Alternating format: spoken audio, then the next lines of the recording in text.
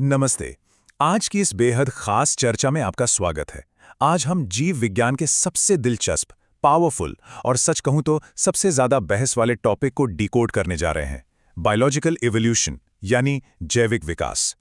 हम सिर्फ सतह को नहीं छुएंगे, हम इसकी हिस्ट्री, इसके पीछे के पक्के साइंटिफिक सबूत और समाज में फैले उन आम मिथकों की गहराई में जाएंगे जिन्हें दूर करना बहुत जरूरी है।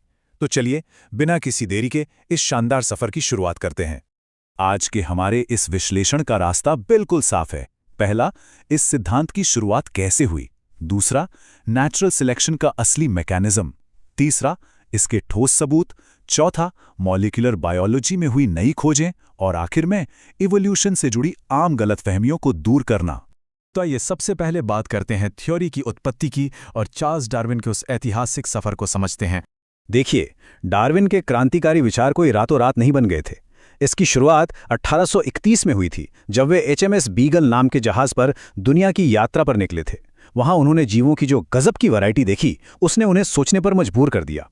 फिर 1838 में उन्होंने थॉमस मॉल्थस का पॉपुलेशन पर लिखा एक निबंध पढ़ा। इससे उनके दिमाग में क्लिक हुआ कि सीमित संसाधनों के लिए जीवों के बीच हमेशा एक संघर्ष चलता रहता है। इसके बाद 1858 में एक बहुत ही रोचक मोड़ आया, जब अल्फ्रेड रसेल वॉलेस के साथ उन्होंने एक जॉइंट पेपर पेश किया, क्योंकि वॉलेस भी बिल्कुल उसी नतीजे पर पहुंच चुके थे। और आखिरकार 1859 में डार्विन की वो किताब छपी जिसने दुनिया बदल दी, on the origin of species. चलिए, अब दूसरे हिस्से पर आते हैं। नेचुरल सिलेक्शन यानी प्राकृतिक चयन काम कैसे करता है। डार्विन ने इसे संशोधन के साथ अवतरण कहा था। असल में नेचुरल सिलेक्शन का ये पूरा प्रोसेस एक बहुत ही लॉजिकल और मैथमेटिकल तरीके से काम करता है। इसे ऐसे समझिए, पहला, कोई भी आबादी हमेशा इतने बच्चे पैदा करती है जितने कि जिंदा नहीं रह सकते। दूसरा, क्योंकि हमारे पास खाना और जगह लिमिटेड है, इसलिए जिंदा रहने के लिए एक लगातार जद्दोजहद या संघर्ष शुरू हो जाता है। अब आता है तीसरा और सबसे अहम पॉइंट। हर आबादी में जीवों के अंदर कुछ ऐसे आनुवांशिक गुण होते हैं जो एक दूसरे से अलग होते हैं। और चौथा कदम, सीधी सी बात है, जिस जीव के पास उस खास माहौल के हिसाब से सबसे बेस्ट गुण होंगे, वही सर्वाइव करेगा, रिप्रोड्यूस करेगा, और वक्त के साथ ये फायदेमंद गुण पूरी आबादी में जमा हो जाएंगे। इसका एक बहुत ही क्लासिक और जीता जागता उदाहरण है गैलापागोस द्वीपों की डार्विन फिंच नाम की चिड़ियां। इमेजिन कीजिए कि वहां भयंकर सूखा पड़ा है, नरम बीज तो खत्म हो गए। अब ऐसे में कौन बचेगा? जाहिर है सिर्फ वो चिड़ियां जिनकी चोंच मजबूत और चौड़ी है, ताकि वो बचे हुए कठोर बीजों को तोड़ सकें।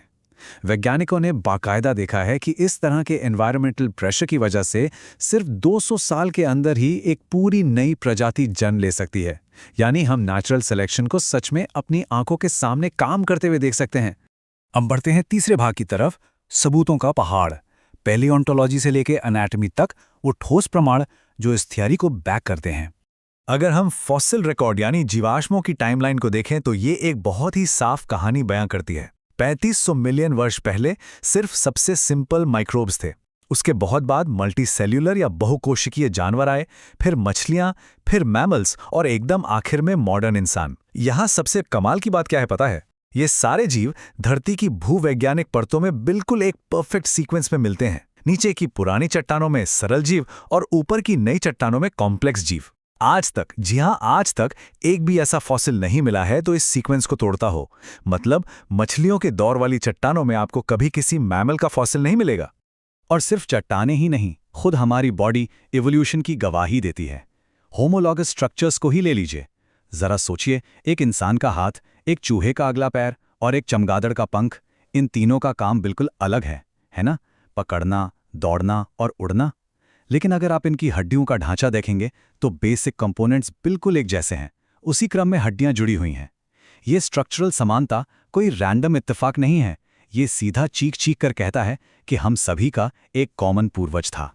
इसके अलावा धरती पर जानवर कहां और कैसे फैले हुए हैं, ये भी एक बहुत बड़ा सबूत है। जैसे हवाई द्वीप जैसी एकदम कटी हुई जगहों को देखिए। वहां शुरुआत में जो थोड़े बहुत जीव पहुंचे, उनमें गजब की डाइवर्सिटी आ गई, क्योंकि वहां कोई कंपटीशन ही नहीं था।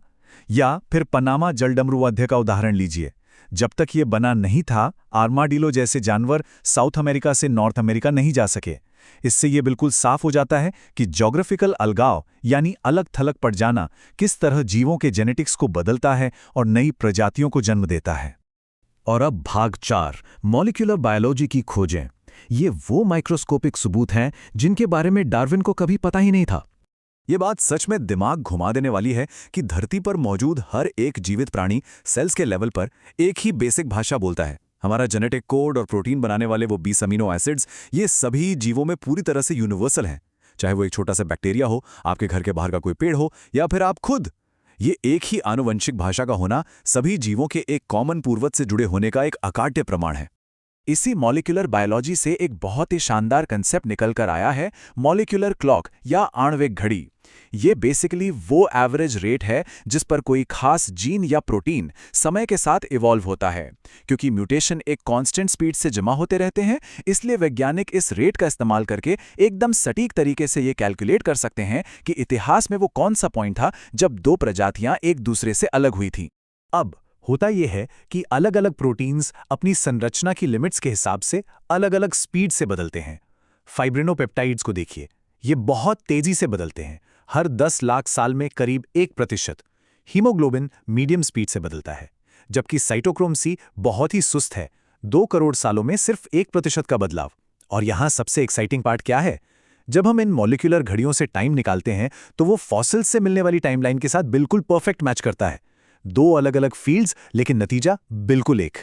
इस कनेक्शन को स्यूडोजीन्स और भी पक्का कर देते हैं। स्यूडोजीन्स बेसिकली हमारे डीएनए का वो एक्स्ट्रा बैगेज हैं जो अतीत में कभी काम करते थे लेकिन अब पूरी तरह फंक्शनलेस हैं, एकदम बेकार पड़े हैं। सोचिए, जब 2 अलग अलग जीवों के इन बेकार स्यूडोजीन्स में बिल्कुल सेम टू सेम जेनेटिक गलतियां पाई जाती हैं, तो इसका क्या मतलब है? इसका सीधा मतलब है इवोल्यूशनरी रिलेशन, क्योंकि एनवायरनमेंट की जरूरतें इन बेकार पड़े जीन्स को शेप नहीं दे सकती। ये सिर्फ और सिर्फ एक कॉमन पूर्वज से विरासत में मिली जेनेटिक गलतियां हैं।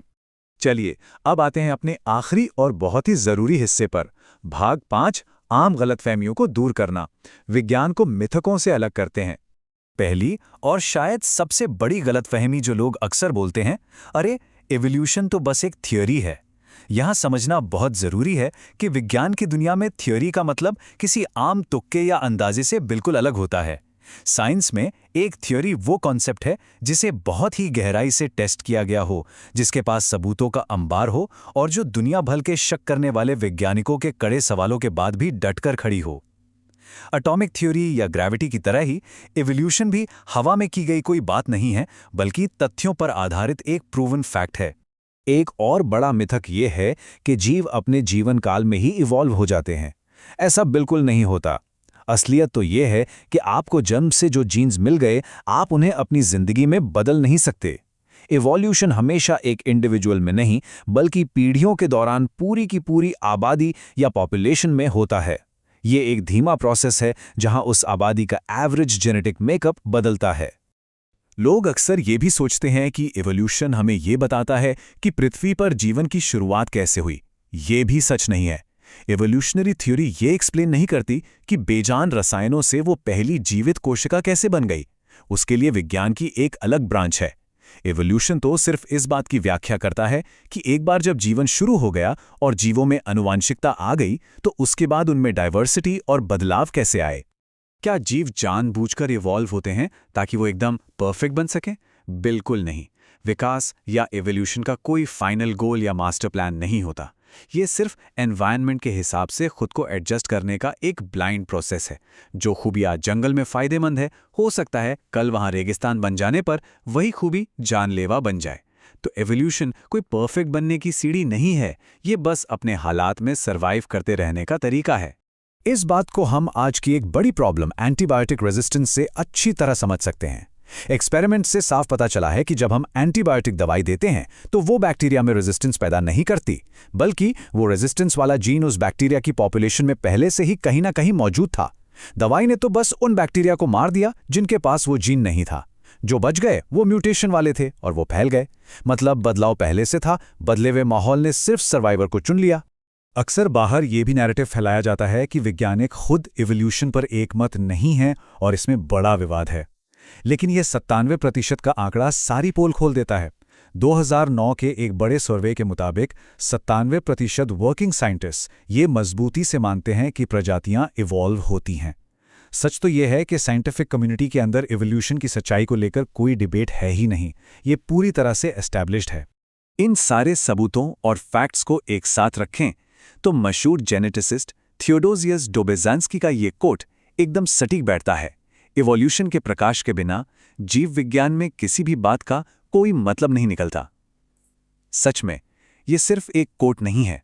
अगर आप लाइफ को, उसकी बनावट को और उसके इतिहास को लॉजिकली समझना चाहते हैं तो इवोल्यूशन वो इकलौती चाबी है जो सारे ताले खोलती है। तो चलिए आज के इस विश्लेषण को हम एक बहुत ही गहरे सवाल के साथ खत्म करते हैं। डार्विन के आखिरी विचारों से प्रेरित होकर जरा सोचिए, अगर नेचुरल सिलेक्शन की उन्हीं नियमों ने जिन्होंने करोड़ों सालों में हमारे अतीत की इतनी कमाल की डाइवर्सिटी और खूबसूरती को आकार दिया है, वो नियम आज भी हमारे चारों तरफ बिल्कुल वैसे ही काम कर रहे हैं, तो भविष्य में प्रकृति के कौन से नए, अंतहीन और खूबसूरत रूप इवॉल्व होंगे। याद रखिए, इवोल्यूशन सिर्फ पास्ट की कहानी नहीं है, यह एक लगातार चलती हुई प्रक्रिया है जिसका हम सब हिस्सा हैं। इस शानदार साइंटिफिक सफर में मेरे साथ जुड़ने के लिए आपका बहुत बहुत शुक्रिया। हमेशा क्यूरियस रहें और सीखते रहें।